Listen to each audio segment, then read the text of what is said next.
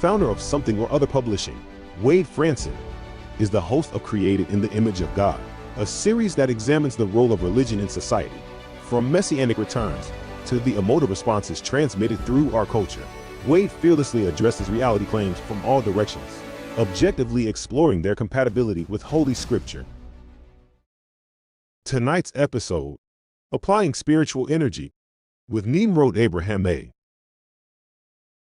And good morning and good evening, depending on where you are when this is being recorded and this is being aired. I'm your host, Wade Franson, Created in the Image of God show, the role of religion in society. And we have a very, very special guest today. And we're pre-recording because it's afternoon for this guest. He comes to us from Israel. Welcome, Nimrod. How are you this afternoon? I'm great, thank you, and thank you for having me, Wade. And please share with the audience exactly where you're at in Israel.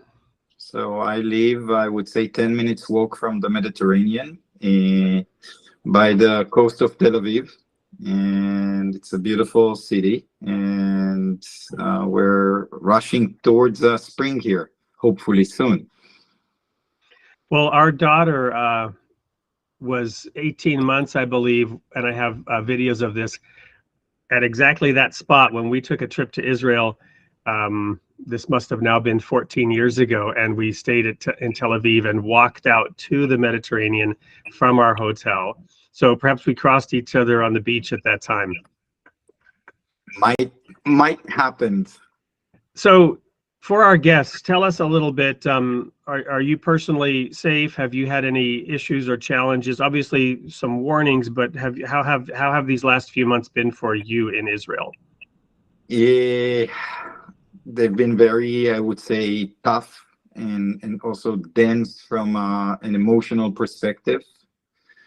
And because you know, everywhere you go, there's somebody who is either been affected through his second circles or first circles. I don't know if you know, but the military service in Israel is obligatory.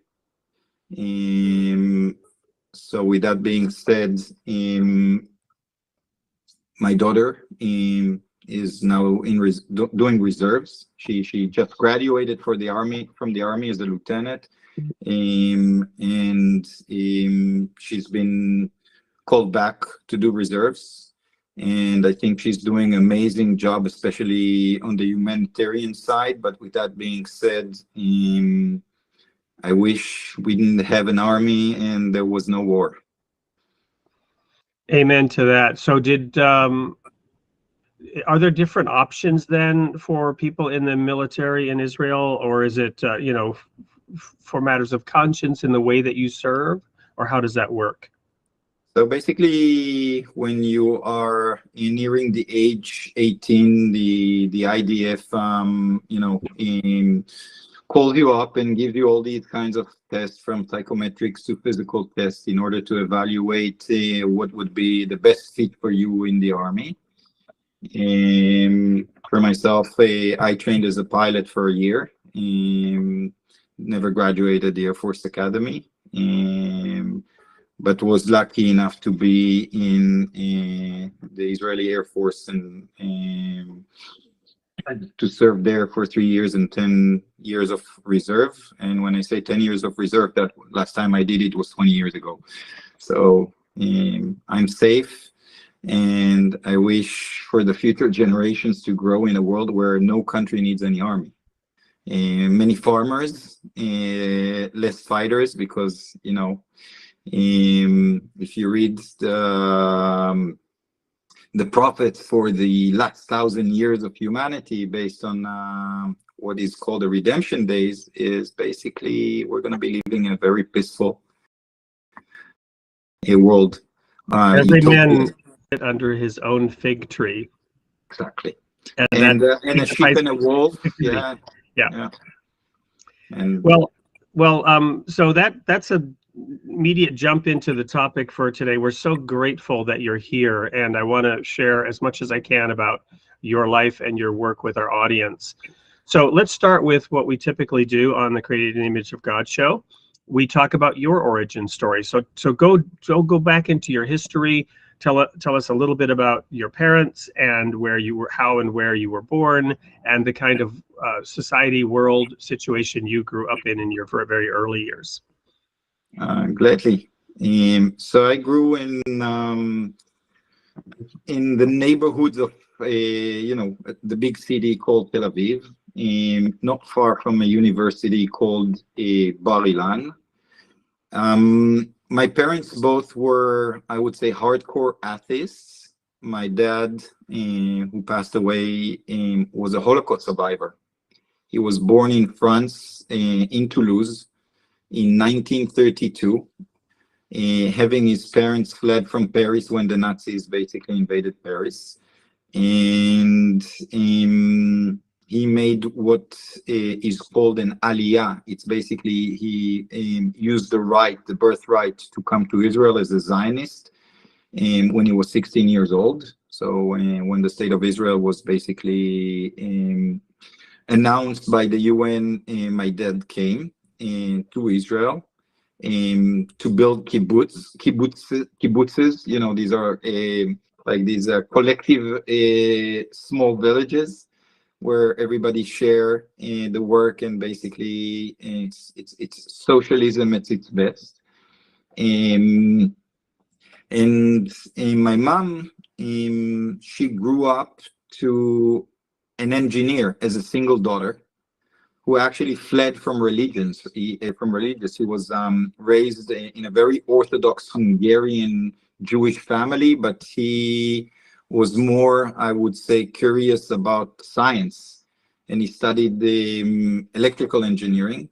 I never knew him. He passed away when my mom was 20 years old, and she was a single daughter.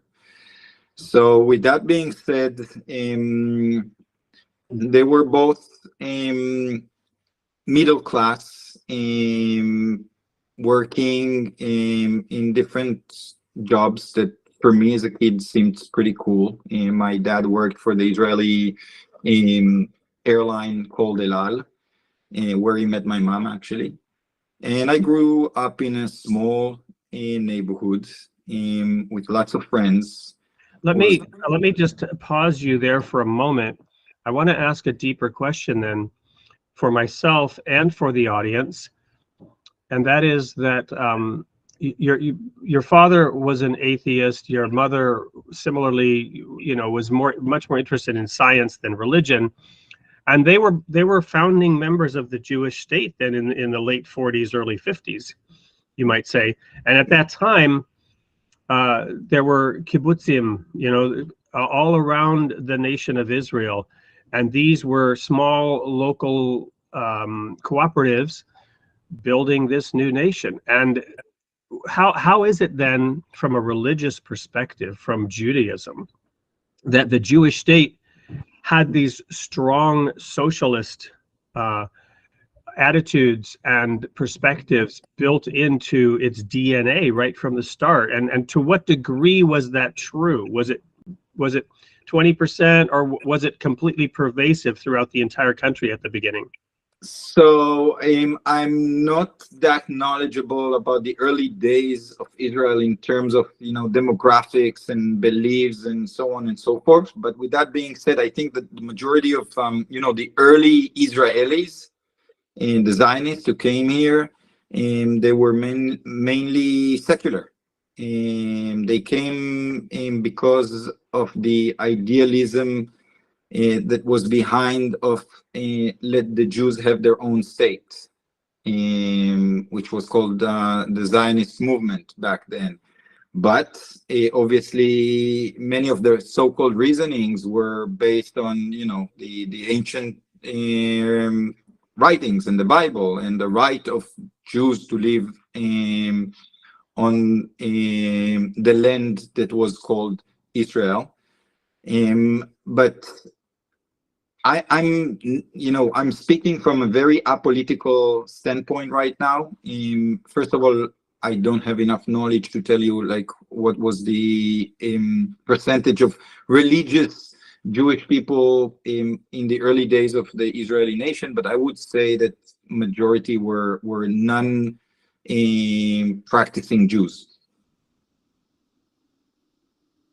so were my parents. Well, and I guess what I was getting at too is that you mentioned the Hebrew scriptures, and these ideas of cooperative fairness, justice, equity, they are in those scriptures. The teachings are often misunderstood, I would say, because of some of the history that goes along with it, right? There's a lot of blood and gore in the Old Testament. There's a lot of discussion about God's interventions, whether it's in Noah and the flood and on up into the conquest of the Holy Land and these things. But the teachings that the people, the laws that the people were told to incorporate into their society, there was forgiveness of debt every 7 years, right?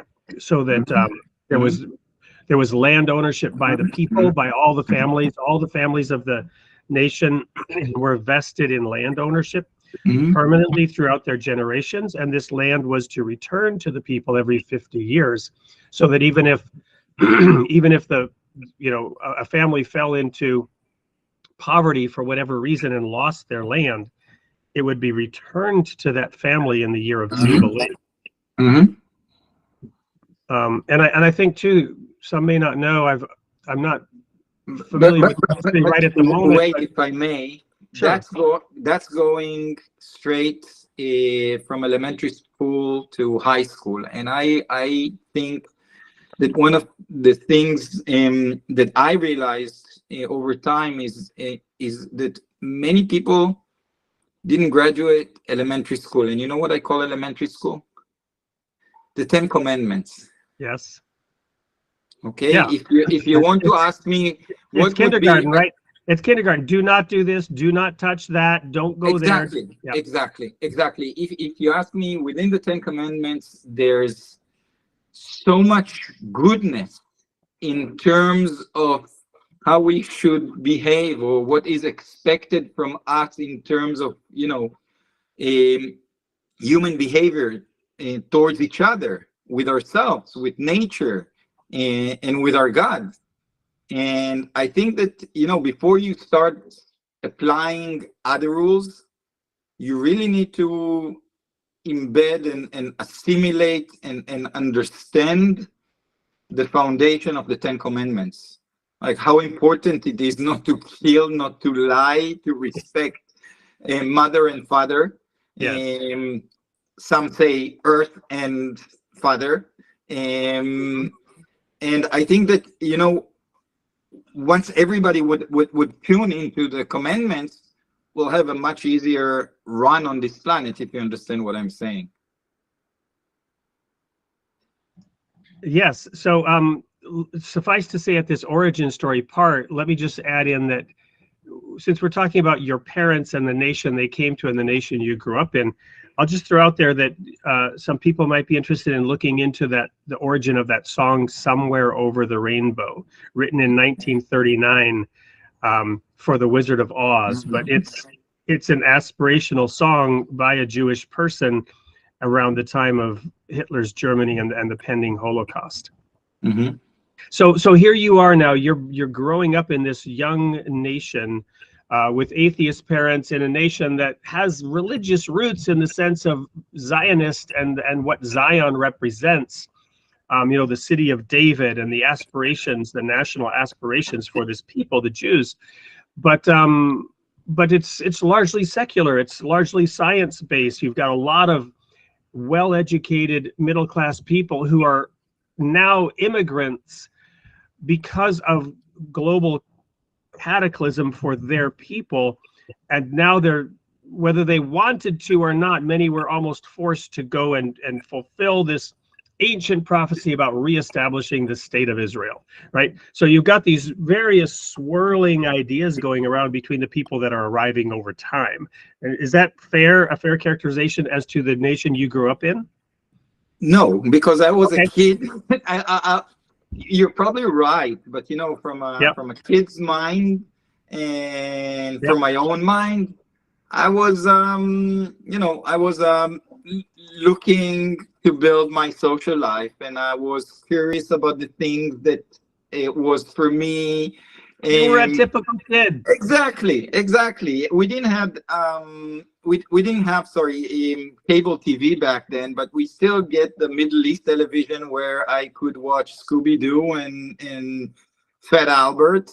And you know, when color TV came, I was young, and then we had like these great shows coming from the US. I remember, you know, seeing Transformers and Cybertron for the first time, and I was like almost looking at a miracle.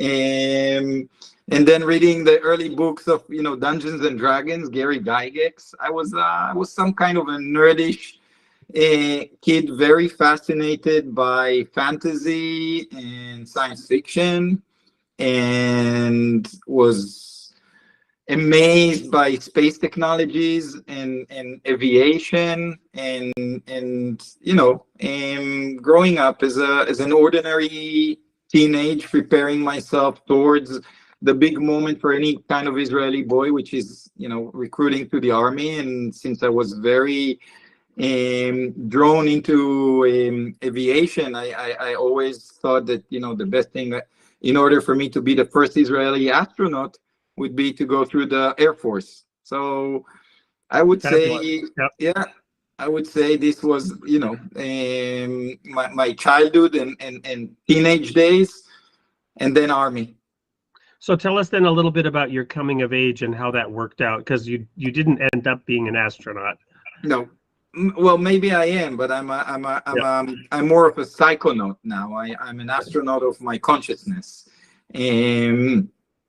Well, I actually was selected to train as a pilot, but I guess I wasn't a great aviator, so I never graduated. But I stayed in the Air Force, and then went on a tour of the world right after graduation, after 3 years during my military service, thinking inside the box as an athlete on, okay, what do I need to do now that I've traveled the world? I finished my military service. University. So I signed up to study behavioral science and communication for 3 years. Never graduated. Was very bored by going into classes. It was always with an entrepreneurial kind of spirit. Also finding myself flying as a flight attendant for the Israeli airliner for 2 years, just to see more of the world. Was a beautiful time. And then I decided to open my first business. A lot thanks to my father's French origins, I opened a cheese and wine shop and bistro, which was very popular back in 1997 in Tel Aviv, selling tons of cheeses and many liters of wine, and then feeling that, you know, the restaurant business in Israel, probably just like any other country, it has its glass ceiling. At least that's what I felt, and I needed more stimulators. So I sold my shares and started rolling myself in the world of, I would say, marketing and startups back in the early 2002. Well, I just have to share, we watched the Super Bowl here yesterday, and there was an ad for some kind of app that you would get recommendations for gifts or purchases. And the situation was that France had given the Statue of Liberty to the United States. What should we give them in return? And this little boy says, well, the French like cheese. And so they gave them a cheese platter in return. It was kind of funny, I guess, if you're an American. But it sounds like you there's some truth to that little ad. And so you were successful with this. You had then the ability to continue your entrepreneurial work and into marketing. So tell us then about how, you know, some of the early experiences then with Sure. With what led to now that sign behind you about God's Gang, which we'll get to a little later. My first job I would say in the early days of Startup Nation was basically launching a viral video agency. what is a viral video agency. And back in 2003, there was no YouTube, no user-generated content platforms. And people used to send like these AVI files with like these funny commercials, Budweiser, for example, to one another through email. And we basically reverse engineered how you create a viral commercial. And we established the first viral video agency in Israel. And we sold viral campaigns to advertisers. And the early age of trying to educate marketeers coming from, you know, corporate world about viral marketing was as itself, it was a challenge. And just the use of the word viral was a negative word for them. But you know, pretty fast after 2 years, every I would say director of marketing that wanted to impress his boss offered him to do a viral video campaign, and I think we were pretty successful in educating the market in its early days. While I was doing this, I was always with a dream to work for Disney. And there was a unique moment where an ex-Israeli sold his business, Fox Entertainment, to the Disney conglomerate, the Disney channels. And I'm talking about Chaim Saban and Fox Entertainment, Fox Kids in specific. And Disney bought 6,000 hours of, you know, his library from The Amazing Spider-Man to Sonic the Hedgehog. But I would say the main reasoning was because of the Power Rangers. Saban held the right to the Power Rangers. Disney paid $5.2 billion. And I found myself selling my shares at the viral video agency and joining the newly, back then, launched Disney channel that was called Jetix.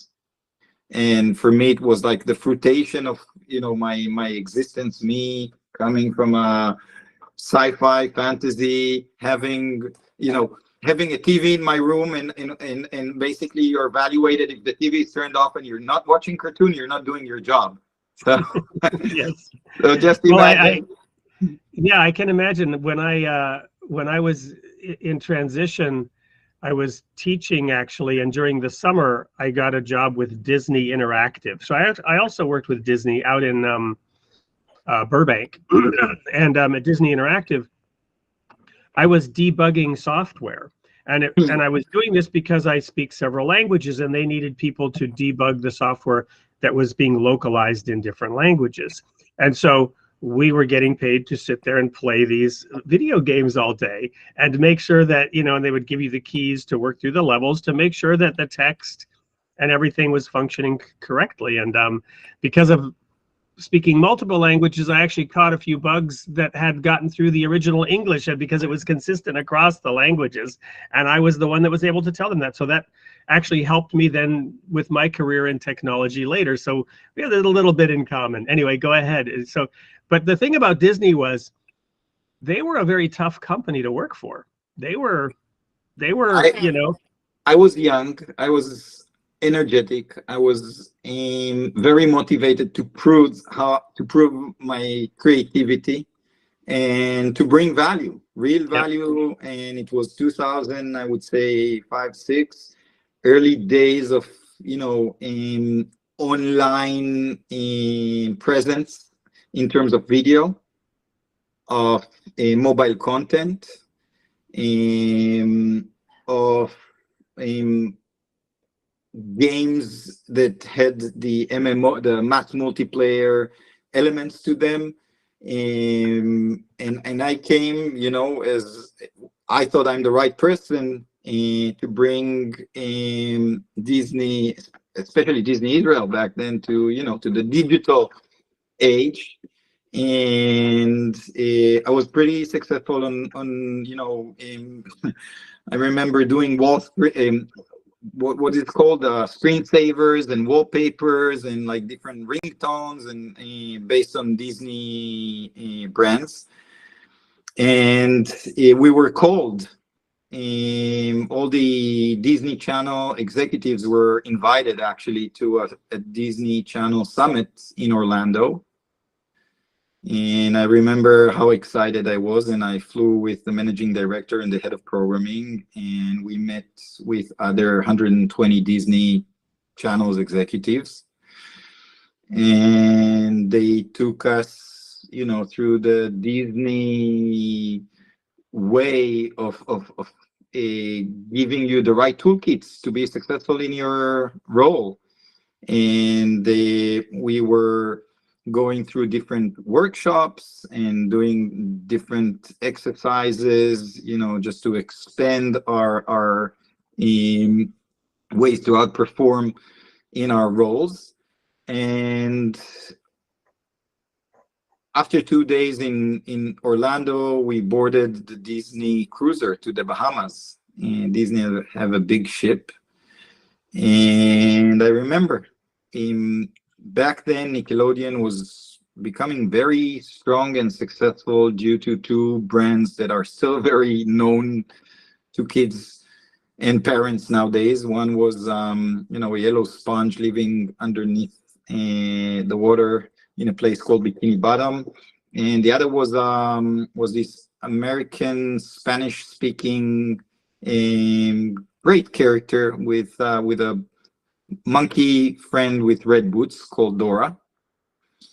And I have a big picture up here of my daughter painted in I don't know, 3rd grade. A big right over here on the wall of evil Dora. Dora is looking very angry. Anyway, yes. So I remember standing on stage in front of 120 Disney Channels executives, and you know, there were big signs, one team, one goal.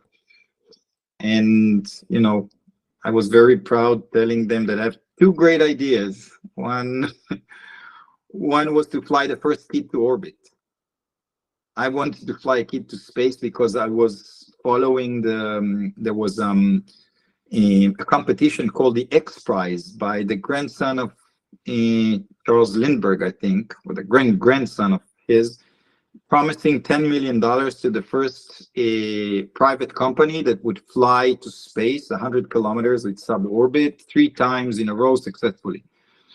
And I was following the race. I was following Richard Branson with Virgin, which is now Virgin Galactic, and the other companies that try to come up with their solutions. And I even corresponded with Virgin Galactic as a Disney marketeer, telling them, what are the chances that we'll be able to fly a first kid into orbit, let's say, by this and that? Obviously, the idea wasn't very well accepted. Yeah, too risky still. You know, you don't want to be the company that killed a kid in space. Absolutely.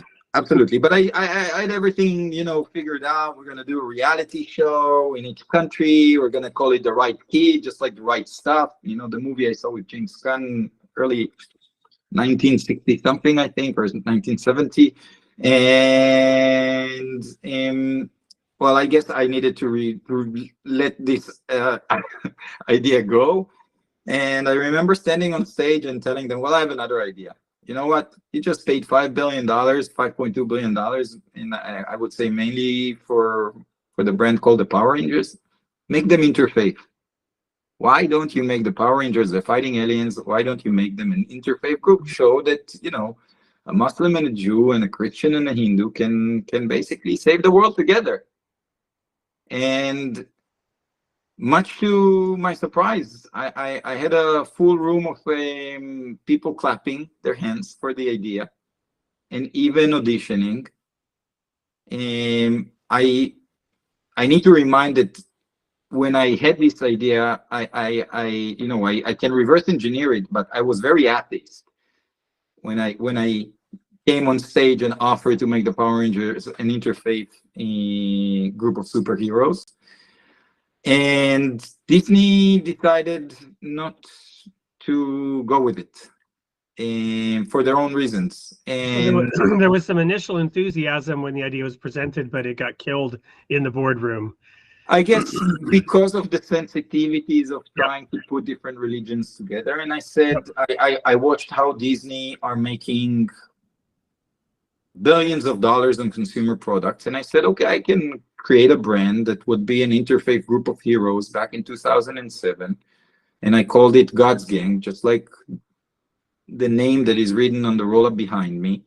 And I came up with these 4 cool characters because I said to myself, okay. Well, let's hold it there, because we're going to go to a quick commercial break, in which in this case we're pre-recorded. I don't know exactly what it is going to be, but probably we're going to show a little video of God's Gang and come back and talk to it. And I want to encourage everyone to put their comments in the chat. Even though this is a pre-recorded show, there will be live elements when we actually air it. And as always, we'll be giving away some goodies to those who whose comments are found to be the most entertaining, most informative, most engaging. So don't go anywhere. We're going to have a great little video of some kind here coming up in a second. And when we come back, we're going to learn a little bit more about God's Gang.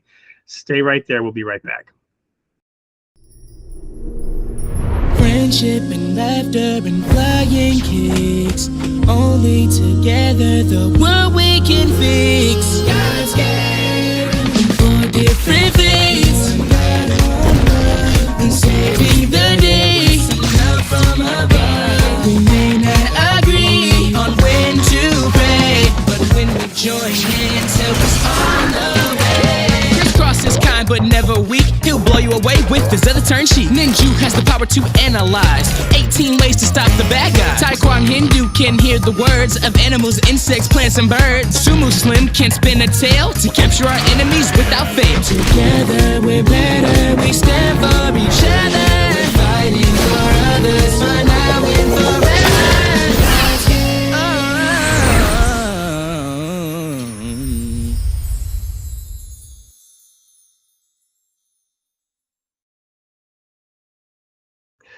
Welcome back to Created in the Image of God. I am here with Nimrod from Israel. We'll talk about his name in a minute, but before the break, I had mentioned a painting that my daughter did, and I thought I would let everybody know. There she is, the famous, in the Franson household, Evil Dora. In case you're wondering, let me show you what we mean. I'm going to have nightmares, Wade. I'm gonna put garlic underneath my pillow. The kids in my daughter's class got a kick out of the fact that she seems to be smiling, but there's something evil about here. But now let's move over to the God's Gang. You had a little painting you showed me there a minute ago, or a mock-up of them. Let's talk about God's Gang. Let's talk about God's Gang. So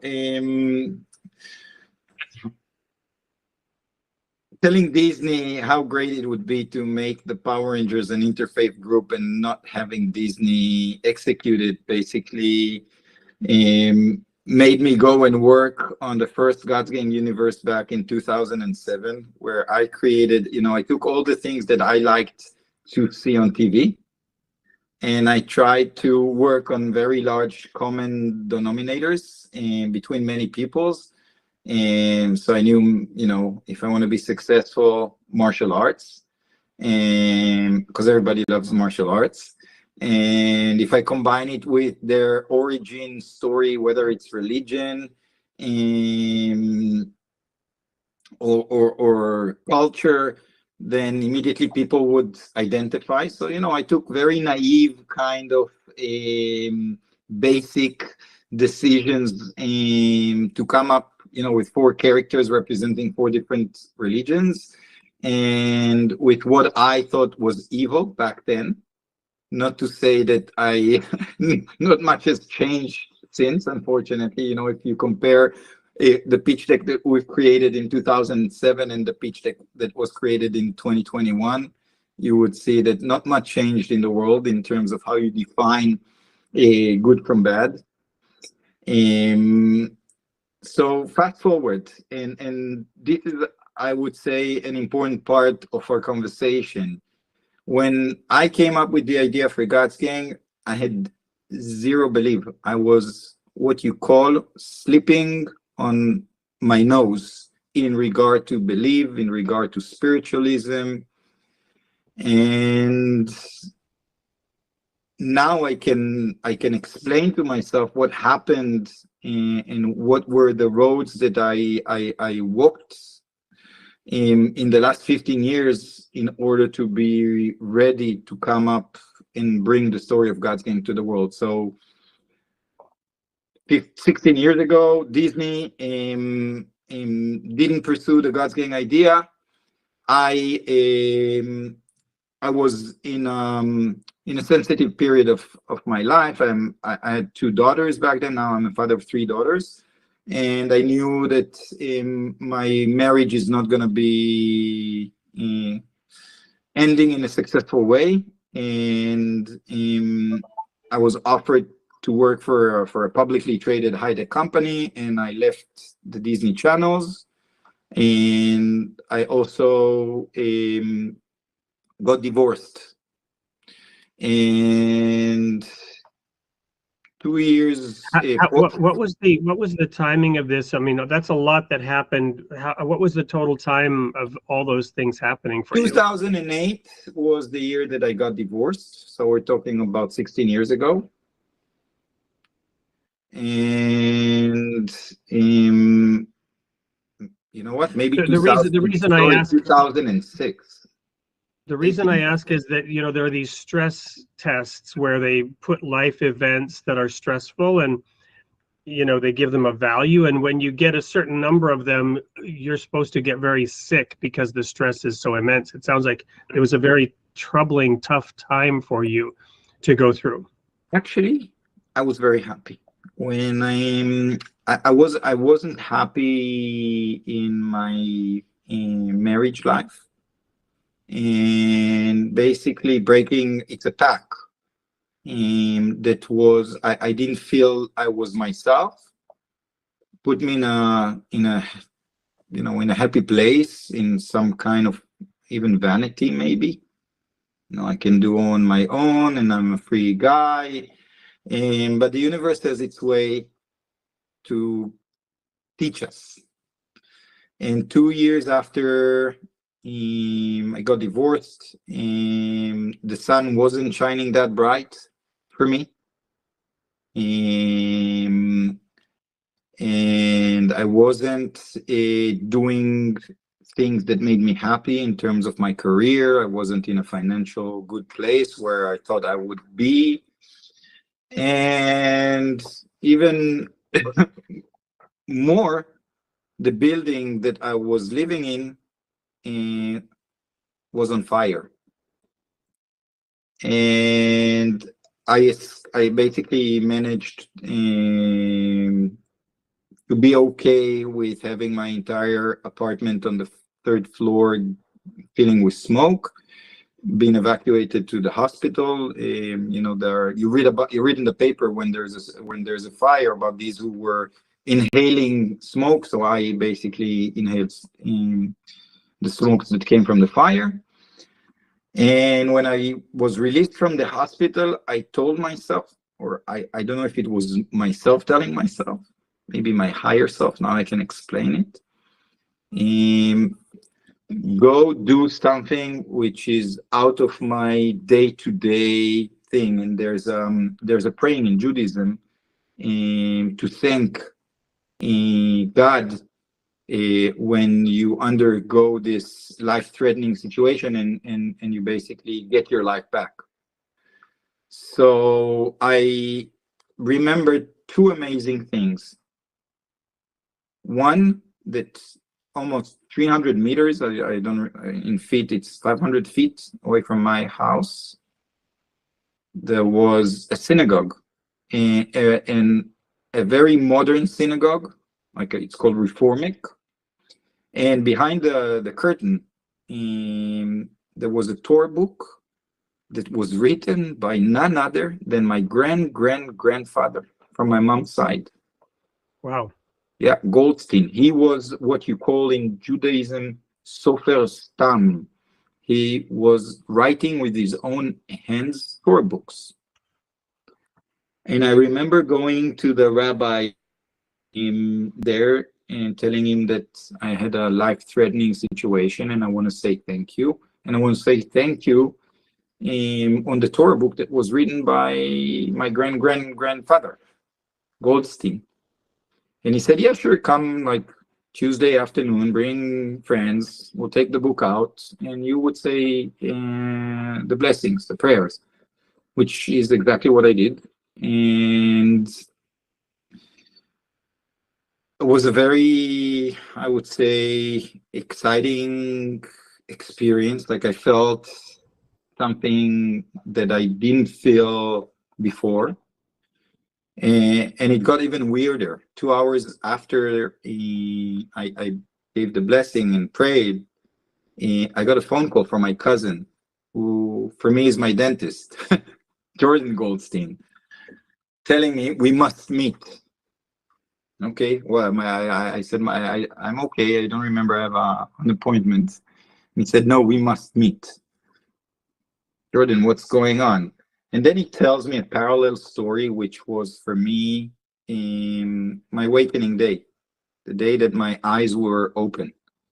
He told me that his father, who just passed away, Aryeh Goldstein, and him went to look for the grave, for the tombstone of the grandfather that was the Sofer Stam. And obviously, me as an atheist, and they knew my mom, she couldn't care less about religion, and she was even antagonized by, Judaism and the way that religion was practiced in Israel. They didn't even think of calling us to tell us, hey, we've been looking for the grave, and we, 3 days before the fire in the building, they made a list of who they're going to be sharing it with. Obviously, we were not on that list. And then Jordan tells me, you won't believe it. Sunday morning, we go to Jerusalem, to Mount Olive, to find the grave, and to learn that was the day that he passed away, which is basically the day of the fire. And then Jordan tells me I had a very strong urge to go and see what's going on with the Torah book. And he tells me I go to the synagogue on Tuesday, and I go to the rabbi, and I ask the rabbi to take the book out, take the Torah book out. And the rabbi looks at me like I'm crazy, and he asks me, that's the Jordan side of the story. And he tells me, well, the book is out. Your cousin was here, and he took it out. I didn't have a chance to bring him back. And he said, what? Amazing. What are you talking about? And the My rabbi atheist cousin, you're crazy. Yes, exactly. And then he told me some more stuff, which I will not share, that, he speaks. Well, I have to say, what comes to my mind is there's a story in the Old Testament where the book of the law had been lost. And they went to find it to reestablish, proper worship. And because they had strayed away. I'm sorry, this is the story that I was reminded of. This story is actually in the Old Testament, the Hebrew scriptures. Anyway, go ahead. So, you follow science and you follow your beliefs for 36 years back then. And then you have this event in your lifetime where you have basically a very binary approach to it. Coincidence or no coincidence? Well, and I'll share my perspective on this, and that is that this story that you're telling is not for me to believe or any of our other listeners to believe. It won't convince the skeptic, and that's not the point of it. That story is for you. I mean, Absolutely. you're sharing it, and we want to share it. But you're telling your story. It doesn't matter if 6 billion other people say that's just coincidence. Does not matter at all. You know the truth for you. Absolutely agree with you. So just imagine I'm not in the best time of my life. I had this event happening to me in a very short period of time. Fire, hospital, going to give the blessing and the prayer, cousin calling me, and I felt like somebody came with a gong behind me and went like the vibration, basically. And I decided to act. I had an inner force inside of me telling me, you need to learn more, you need to know more, you need to know more, you need to know more. It's not a coincidence. And it hit me, and it registered you became a seeker at that moment. Yes, I became a seeker. And with that being said, well, I say with that being said a lot. Sorry about that. The closest place for me to look for was Judaism. And obviously, I live in the land of the Israelis and the Jews. And a crazy thing happened to me. Like I was,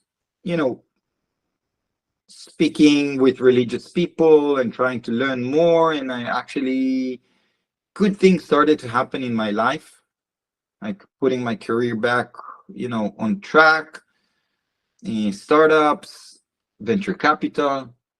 And then one day, a rabbi walks into my office, a young guy, telling me, you are a young Jewish leader. We need to teach you Judaism. And I said to myself, I'm not that young. I don't see myself as a leader, but I do want to study Judaism. And he was a part of an organization called Eish HaTorah, the Fire of the Torah. And we had weekly meetings where I started understanding more and more. I can't say I'm very knowledgeable about Judaism. It's a very, I would say, expanded toolkit to practice a relationship with the Creator. But I started understanding more and more, and I found beautiful things within Judaism, but I also found things that weren't enough. I needed to learn more. Like, I needed to understand origin stories and different meanings about different stories within the Bible. And I went on this spiritual journey in trying to understand who was Enoch, Hanoch, whose name now you cannot say by Jewish people, the Meta and the Tetron. And the Tetragrammaton, right? Yes. The YHWH. Yeah, and then I'm fascinated by sacred geometry, so the Merkaba, which is the multidimensional representation of what is called the Star of David, and the Sumerian script, and Zohar was the Zohar, the Kabbalah, the metaphysical aspects of Judaism and creation was very. I was very curious to know more. I had a real thirst for understanding who I am, why I am, how I can better with myself, how I can better with my surrounding. And I found many of the answers, I would say, within the spiritual realms. Even taking it, to higher places like molecules, like, studying what's the effect of psilocybin on my consciousness, or what is considered to be the spirit molecule called dimethyltryptamine, DMT. And I never did ayahuasca, but I've spoken and saw many people who did. And I also needed, to mitigate these very abstract ideas, some of the abstract ideas or some of the profound ideas with science. So if you have physics, then you have metaphysics. And I would say that in between them, you have quantum mechanics. The beautiful realm of quantum physics and quantum entanglement, which can explain many things that are coming from, I would say, spiritual studies and religious studies. And it's very hard to. So let's unpack that real quick in scientific terms. But before we do, we're going to do one more quick break. Yes. And also to help keep these segments short enough to upload in for the airing later. So we're going to go to a quick commercial break. Once again, we will come back after this next segment and look at the comments and give away some goodies to the audience who are hopefully participating in the chat. So when we come back, we're going to dig into this, and we will get to God's Gang and talk a little bit about the characters. And I can see already we're going to have you come back, because we haven't even talked about the schizophrenic nature of your name, right? We see Nimrod, but you have another name as well, which we'll reveal when we come back. Stay tuned. Don't go anywhere. We'll be right back with more of Nimrod and God's Gang. Welcome to the Royal Falcon Foundation. Our curriculum and activities inspire and train adolescents through hands-on experiences, fostering growth and empowerment. Through immersive and challenging experiences, we shape young minds to think independently and develop their leadership skills. Our programs foster new friendships and unity, shaping young leaders to tackle real-world challenges with confidence. We believe in equipping the next generation with the skills to become leaders of tomorrow. Join us at the Royal Falcon Foundation and be part of a journey that empowers, unites, and inspires. Visit our website and embrace a world of possibilities today. RoyalFalconFoundation.com. Welcome back to the Created in the Image of God show. Right before the break, we were hearing from our guest about physics, metaphysics, quantum mechanics. And so I wanted to just make this accessible immediately in terms of the physical world, and the fact that we are all kind of some kind of weird hologram or illusion, because we're actually energy. Unpack that for us. I know we talked about that in the pre-show meeting. So I would try to explaining creation and creator and divinity requires a lot of humbleness, and even I would be apologetic trying to explain it, but I would try and do share my findings. Basically, I realized after, I would say, these many years of wonderful journey, that if I need to explain the essence of creator, I would run an algorithm that would tell me what would be the two words that are most repeated all over, I would say, the ancient books and the scripts and the stories behind mankind and God.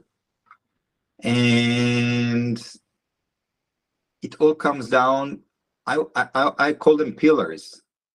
It all comes down to two pillars, which are very even simple to understand. The first pillar is the oneness. We all come from the same source, and we experience separation. We experience an egoic consciousness separation and forgetness. We forget our higher self to be a part of this holographic quantum universe. So one, and the one you can find everywhere. In Hebrew you say had, in Arabic you say wahad. The one, the law of one. We all separated, even in the Big Bang or in the first sentence of the Bible at the beginning, we all came from a one. Now, when you apply science to it, still the universe has been figured out by many scientists. The laws of, I would say, the universe by mankind can be defined by time, which is man-made, the form of matter by energy, which is the Einstein, energy equals mass times the speed of light square. So you can basically explain mass by energy. Gravitational waves, where you see the galaxies basically in the stars, getting into order. And quantum fluctuations, which are very prominent, in the existence of the universe, and the quantum entanglement. So basically, science cannot explain what is 95% of the universe that we live in, dark energy and dark matter, right? Only 5% can be somehow explained, and that's matter. But matter is energy and vibration, and when you study molecules and you go into the atoms and the subatoms and the godly particles that been found in Switzerland, then you understand that basically the matter that you're currently examining is made out of 99.9999999% empty space, which is why you said hologram. I would say holographic. So with that being said, it's energy, a unified field where we cannot feel it, though we can tap into it somehow. And when you try to understand how a machine, how an entanglement, how a collective would work best, you understand that you need to run some kind of current, some kind of energy into the energy. And excuse me for being cliched. I just shared with my friends today how the energy of love can be measured compared to the energy of hate. So to give a more simple question, the pillars for me are one, and that's why love is a must. Well, let me share one of my own little coincidences. You shared the one where you and your cousin came to the same synagogue for the same scroll. I had written 2 books, my first 2 books, The People of the Sign, and the second one called The Hardness of the Heart. And I was having a writer's block completing this trilogy. And somehow I got it into my head that in order to break this writer's block, I would have to travel to Tibet and seek an audience for the Dalai Lama. Now, this is really strange because I had never given much credence, but it had to do with my own ideas about, I've traveled around the world from east to west. I lived in Alaska. I've been to South Africa.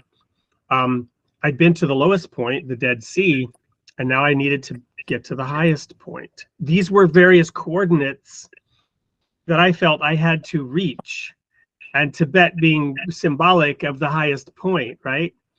And so I was and I had that young daughter, this new baby, and a wife, and it's like, to think that I would now go on this trip to Tibet was crazy, insane. But I somehow knew this had to happen. There's a point to this, so just stick with it. So I started putting that out there into the universe, and lo and behold, the Dalai Lama came to me because I lived in Madison, Wisconsin, and the University of Madison, Wisconsin was doing studies with the Dalai Lama on brainwave energy. They were literally having him come to Madison to pray and meditate and study his brainwaves. So I then got to go and meet virtually, I mean in real life, but I didn't personally talk to him, but I went to hear him speak. And so he spoke to me live from the stage, and he answered certain questions that I had based on what he chose to talk about. And then I was able to write that 3rd volume. But it's interesting, they were studying his brain waves and his mental energy when he was entering into these states of meditation. I just thought I'd throw that out there. It's a great story. So you're talking about the love and hate and the different, energy and vibrations. I only talk about love. Basically, the foundation of our Creator is, it's a one, which is all love. And in order to expand based on my Kabbalah studies, in order to continue the infinite expansion. So would you then would you then agree that these universes and basically learn more? Would you then agree that, for example, there is the position that darkness does not really exist? It is the absence of light. Mhm. Hate, in that sense, does hate not exist? It's the absence of love. Mhm. Absolutely. We live in a that one thing that basically I would say define the world that we live in is the duality. It's when you go, it's a game of dimensions, and this is where I don't want to go too deep into the understandings of my studies, but basically we are in a matrix, in a 3D holographic quantum universe, experiencing our life lessons, thinking you're Wade and I'm Nimrod, and we project each other. Well, and by the way, let me digress. I promised the audience Nimrod is one of your names. Yes. So tell the story, because some of my audience knows who Nimrod was. He was the evil founder of the city of Bab El, the gate of God, and he was the builder of the tower to heaven, which God came down and said, this is confusion, and confused the languages. And so he is an anti-hero, right? Or a villain even. Yeah. I grew up, my mom so-called thought it's a cool name for many like these young Israelis to be called Nimrod, because he was a hero. He started as a hero. He was a biblical hero, and he was very favored by God. But when my mom was supposed to take me to this Jewish ceremony on the 8th day, where they take a Jewish boy and perform this surgery on one of his organs, the guy that was supposed to perform the surgery said to my mom, well, I'm not gonna cut Nimrod. It's not a very good name. Can you please come up with another name? And her dad's name, the Hebrew name that my grandfather had, was none other than Avraham, Abraham, the one and only. So basically, I was raised and was given the name Nimrod, and then on the 8th day, I was joined with the name of Avraham.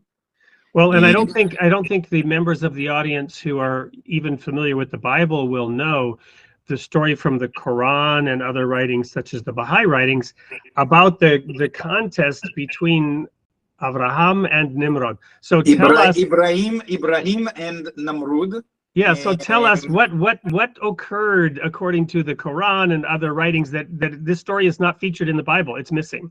There's many stories there, right. And there are many versions of, I would say, stories that try to explain the relationship between these yin and yang-ish kind of energies. And it also registers with the tree of life and with many other things that I found in later stages in my life, which are also a part of the Hebrew alphabet, the codes. Wow, it's hard. I mean, wait, try, I'm trying. Well, even the word alphabet, right? Where does that come from? Aleph Bet. It's yes. Basically, the ancient Hebrew letters, which are in the book of creation, considered to be the 32 engines of creating a universe. 22 letters and 10 numbers. And the 22 letters, each one of them has also a numeric representation. So it runs from 1 to 400. But I'll put it aside because this might even get many. We will have you back confused. To go into depth on all of that. We'll have you back soon. I'm not sure I'm the guy. You need more educated people.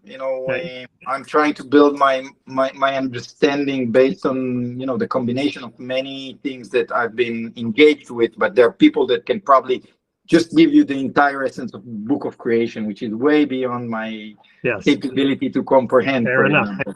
Yeah, same as the Zohar and many other like these wonderful books. So Nimrod, hunter. Now, many of my Orthodox friends in Israel told me, well, it's not a regular hunter. You know how Nimrod hunted? with his words. He was a marketeer. And I grew up, my entire career. So did that mean he hunted people and gathered people to him based on his words?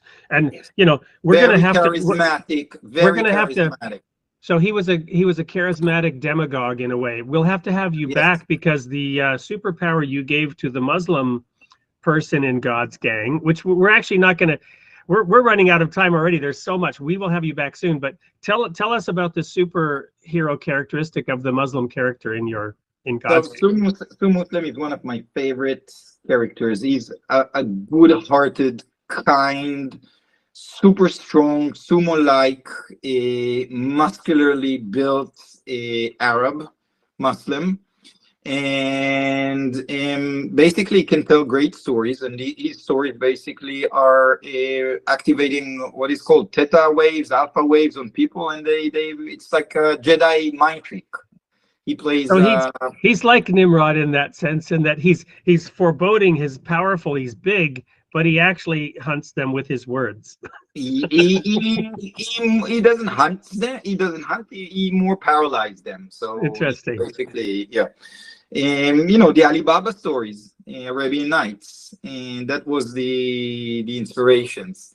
And watching cartoons where you had like these different, effects showing like this smoke coming and luring people. Oh, yes. There's a tasty food here. Yeah.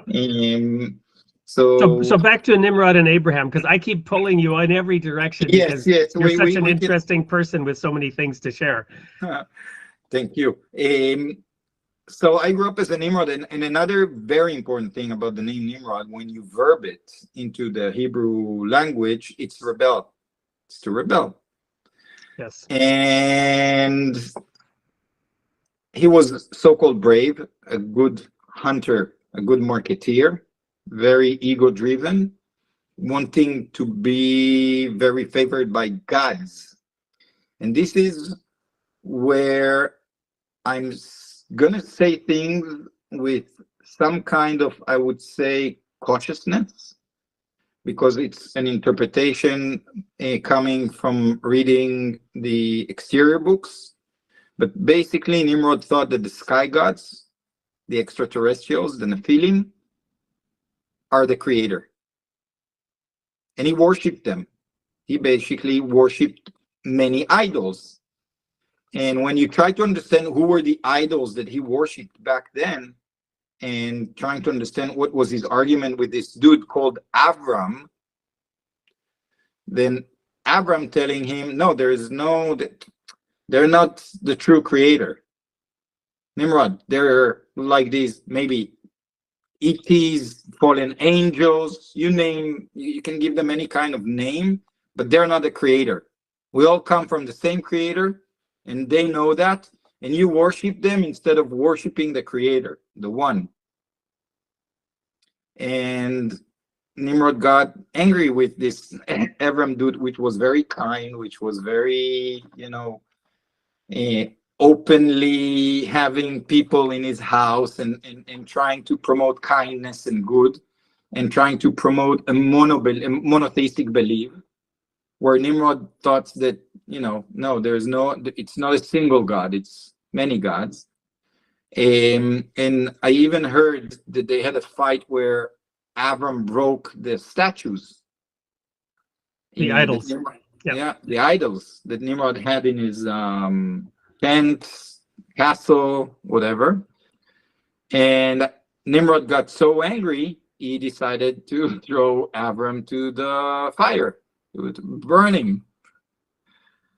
And the story is that Avram wasn't burned by Nimrod because there was an intervention. And the intervention basically was another angel, or ET, telling Nimrod, hey, yo, this Avram dude is right. You're wrong. And Nimrod couldn't say to the ET, I guess, or to the angel, or to the Nephilim, or to the Anunnaki. I don't know even how you well, because that was who he worshipped. He would have worshipped that angel, that being. Yeah. And this angel told him, sorry, man, I had to bring it to you, but this Avram guy, is right. We all come from the same source, and Yeah. and you should be thankful for him to telling you the truth.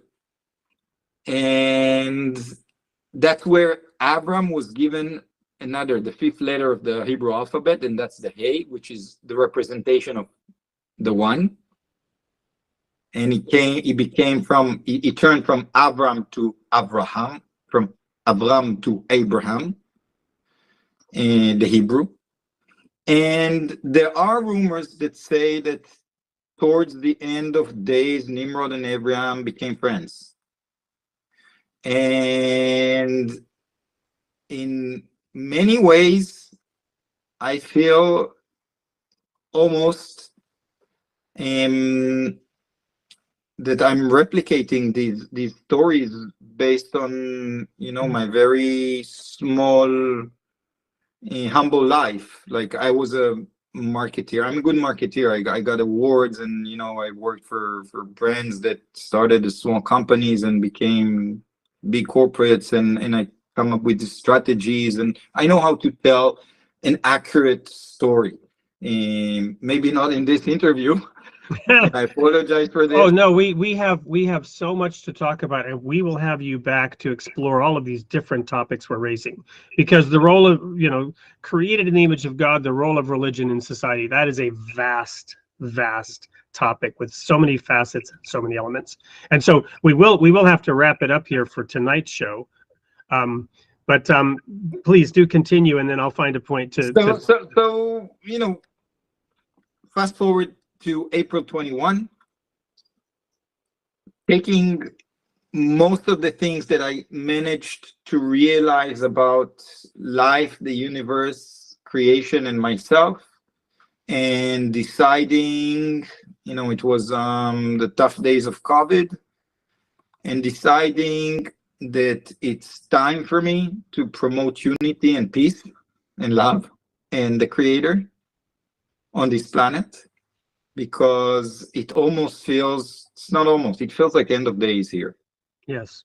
And we're rushing into this insane warish kind of situation where if I'm betting my life on this.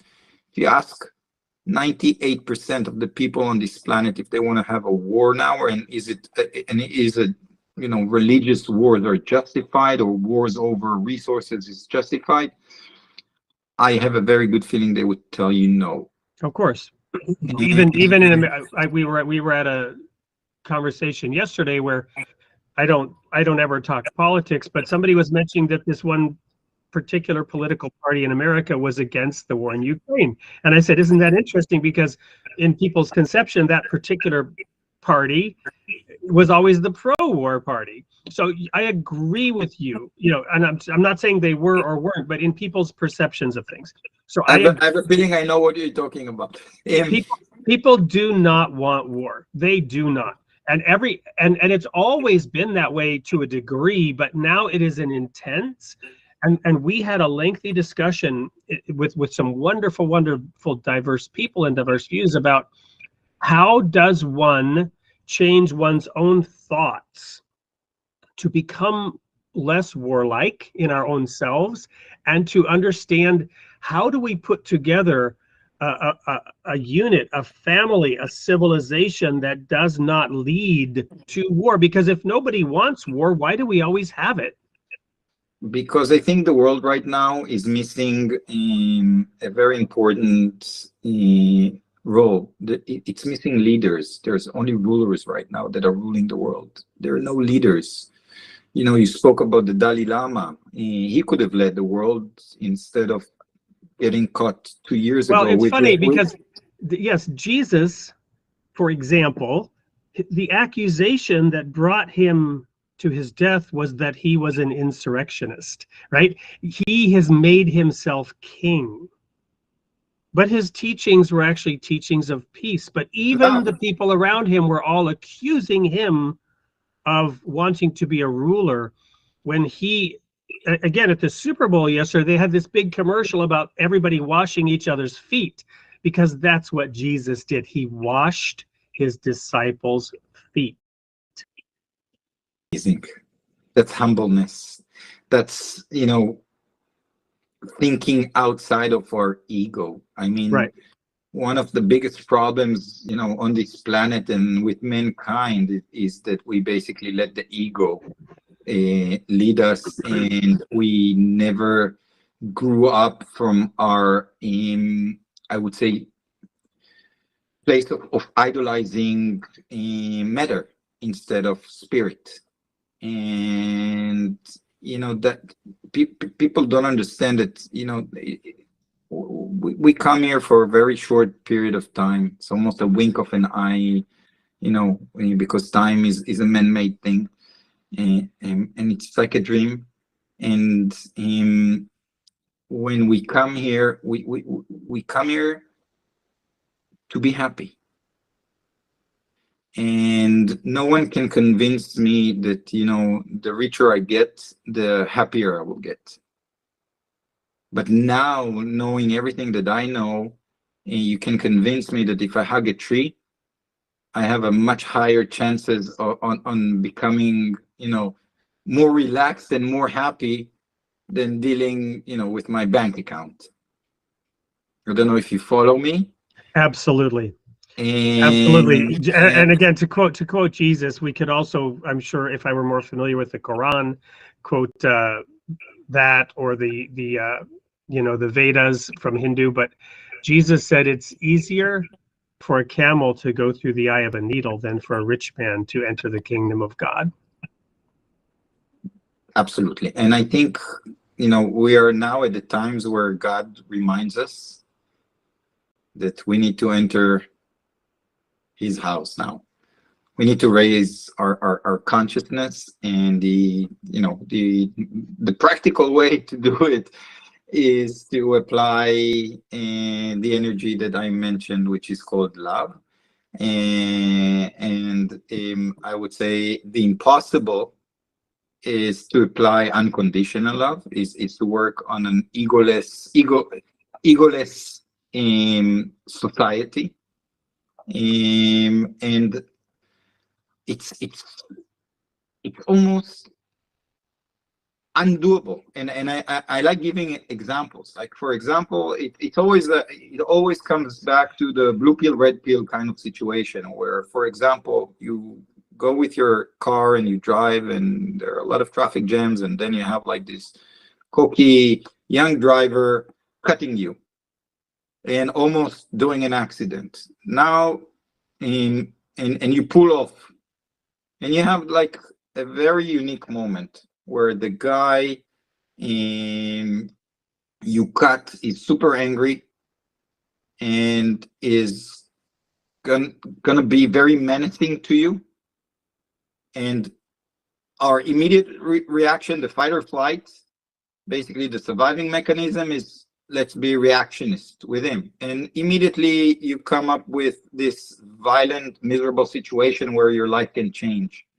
But if you only remembered when this thing happened, to take the ego, throw it aside, knowing this was not personal. It's not a personal thing. You happen to be now in an awkward situation, and one of the people that is, ready for the fight would say, no, I'm not not only that I'm not fighting, I'm gonna go down, put my ego away, say sorry, ask him if he wants to hug, ask him if I can do something. You immediately create a magical moment. And this magical moment is a godly moment. And this is the time where we need to start applying different tools and different exercises to bring us into a more, I would say, collective understanding and us coming together. So that's, that's I would say that's the test. And it's so broken simply in a simple way on should I apply live now, or should I be my ego monkey and take my baseball bat? Yes. And I test it. Always magic. Well, Same with our kids. Same with yep, everything. we'll put a pin in it right there, because I think that's a beautiful way to conclude tonight's episode. And we will look for a time to have you back, because there are so many more questions I have. I have about 5 of them right now that I want to ask, but I'm going to have to wait, and our audience is going to have to wait. But I want to thank you for your time. I know you have, it's middle of the afternoon over there. You've taken time out of your 5 busy day. p.m., 7 minutes to 5 p.m. Yeah, it's okay. So here in the US, we say it's 5 o'clock somewhere, and you're proving that to be correct, right? Yes. Absolutely. But in any case, thank you so much for joining us on the Creating the Image of God show. And we didn't really even get into God's gang, and I have a bunch of questions about that. So we'll look for the soonest possible time to have you back on the show and continue this fascinating discussion. When we come back from this short commercial break, we'll spend just a couple more minutes making sure that our guests get an appropriate reward for having had what I assume will be fascinating comments in the chat about this wonderful discussion. Can I offer some rewards as well? Yes, absolutely. Please. So, we have a shop. You're more than welcome to go, but we have great t-shirts and notebooks and even baseball hats. So if you want to give your audience some God's Gang goodies, we will be giving away some God's Gang swag for our audience. So thank you so much for that generosity. And our sponsor will also, contribute to that by purchasing those items from your shop and giving them away. So when we return, we'll also announce next week's show and award those prizes. So don't go anywhere. We'll wrap up very quickly. But thank you once more, Nimrod Avraham, and we will have you back soon. Thank you. One of America's greatest literary treasures, Mark Twain, once said, "I apologize for such a long letter. I didn't have time to write a short one." Get ready for a literary journey that's as rich and diverse as the flavors in a fine wine. Introducing 25 Servings of Soup, a literary tasting of established and rising talent. These stories aren't just enjoyable on the surface. Each one carries a special note, a subtle exploration of social issues, a celebration of diverse characters, and a spotlight on the challenges faced by those different from us. As you turn the pages, you'll find not just entertainment, but a profound invitation. An invitation to understand, respect, love, and empathize with others better. Dive into 25 Servings of Soup, literary journeys into life, meaning, and love. Because great stories are meant to be savored, shared, and remembered. Grab your copy today. Well, welcome back to the conclusion of tonight's amazing episode. For the observant, I'm wearing a different sweater because I'm live now, not on that pre-recorded video, but I've been here engaging with some of the audience in the chat throughout.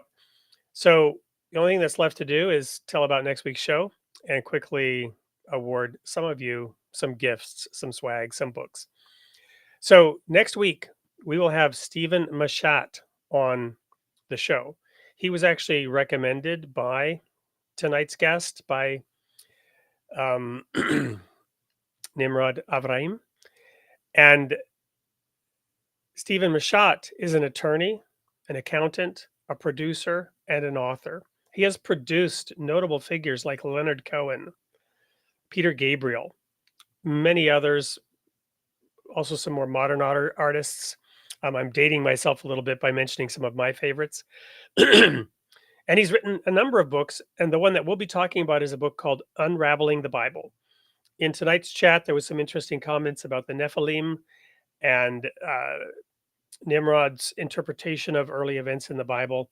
With Stephen Mashat, we'll get into a little bit more of that as we discuss some of the topics in his book, Unraveling the Bible. A fascinating look at an alternative interpretation of biblical events.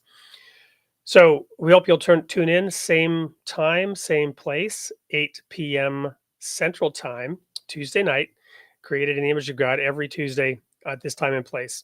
Also, press your likes, subscribe, share this event. We have a growing audience, and we're very excited about that. So there are a number of people who had great comments And I shared some of them as we were going along. We had the one about naming the two pillars, which I was well. Let's start with Kevin Randall, who called out Yip Harburg, who was the lyricist of the somewhere over the rainbow, and it was Harold Arlen who did the melody. But kudos to Kevin, who then also, I believe, later came out with the names of the two pillars, Boaz and Yachin, depending on how you pronounce it, from the Old Testament. So definitely a prize winner there.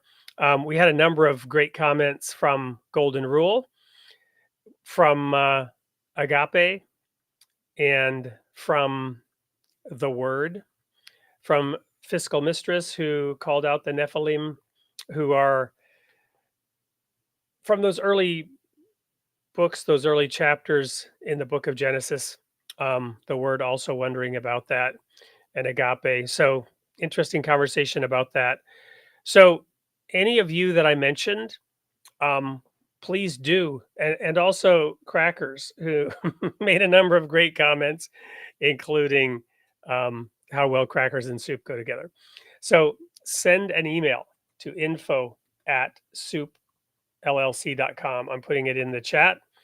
And whether it's some swag from Nimrod's shop, whether it's a copy of 25 servings of soup, claim your free prize.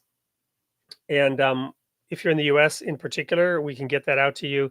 Depending on where you are in the world, it might be a little more difficult. We have a limited budget for our giveaways, and we can't eat that all up with international shipping. But do send an email to info@soupllc.com, and we'll get that right out to you. Let us know what you'd like. We will have Nimrod back. We will show more about God's Gang, but come in next week for Stephen Machat. And thank you for your loyalty and participation. Do spread the word. Until next Tuesday,